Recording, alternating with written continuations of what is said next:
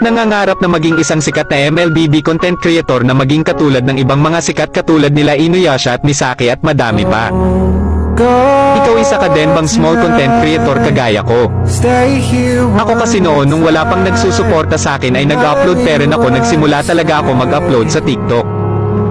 Alam nyo ba kahit 5 views lang ang video ko ay natutuwa pa rin ako kasi may nanonood sa akin.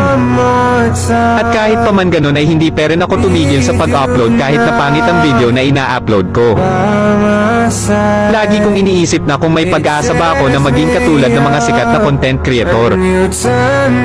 Alam nyo ba na kapag may maglalib ay lagi talaga akong humihingi ng skin sa mga sikat na content creator.